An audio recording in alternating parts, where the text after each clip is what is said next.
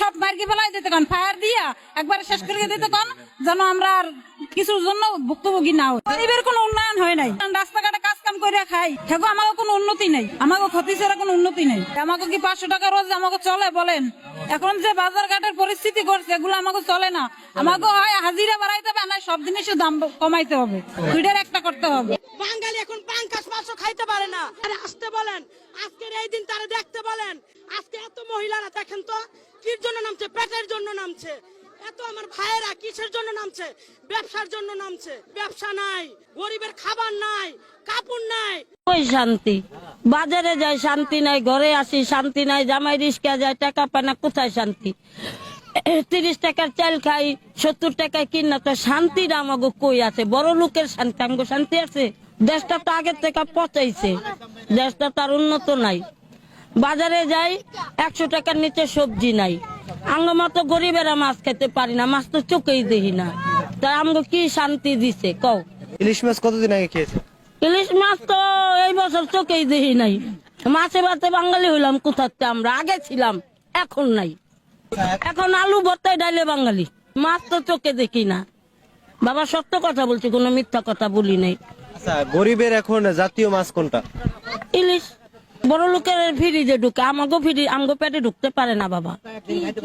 সপ্তাহে একদিন বছরে খাইতে পারি না, বড় লোকে নাই তো আমরা পাবো কোথার থেকে? আমরা গুড়া পোনা মাছও খাইতে পারি না। কারে নামাইতে হবে? জোতার বাড়ি করে এরপর নামাইতে হবে না, 2 দিনের মধ্যে কাজ করা দেশ। আগে সরকার ছিল ভালোই আছিল, এটা কি পাগলামি হয়েছে? দেখতে একটা যুক্তি রয়েছে, সাধারণ মানুষ সমাজই দেবে।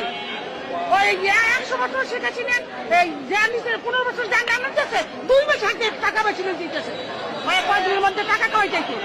সমান নায়ক বাপের নাম নেই, সমান নায়ক বই ট্রেনে গিয়েছে, বই উড়াইছে, কি ভাব লাগে এক দিয়ে বই 500 টাকা করে 500 ভাই বাজান। আপনাকে কোনো কথা নাই, আমাকে আগে সরকার চাই, হে কোনো জায়গায় আমাকে খারাপ কাম করে না। আমি লীগের কোনো ছাত্রলীগ থাকবো না, কাওয়ার ঘরের ভাত খাইয়া হয়েছে, ওরা তো বাংলাদেশের নাগরিক, ওরা তো কি রোহিঙ্গা? পদ্মা সেতু হয়েছে, আমার বাবা মারা চাচারা মারা গেছে, খবর শুনছি, সদরঘাট গেছি, আজকে উঠছিল, কালকে সকালে 3 দিনের খরচ দিন যাইয়া পৌঁছাইছি। এখন পদ্মা ব্রিজ হনে পরাটা খাইছি, দাঁত করছি, বাড়িতে যা লাশ মাটি দিছি, দাপন কাপন করছি। এই পদ্মা ব্রিজ দক্ষিণ অঞ্চলের মানুষ আমরা যারা, হেরা নেত্রী শেখ হাসিনারই চাইবো। হে আমাকে ভালো কাজ করছে, হে কোনো জায়গায় আমাকে খারাপ কাম করে না। তেরাকে চাল দেয়, রেশন কার্ড দেয়, বিজিবি কার্ড দেয়, সব এই নেত্রী শেখ হাসিনা উৎপাদন করছে।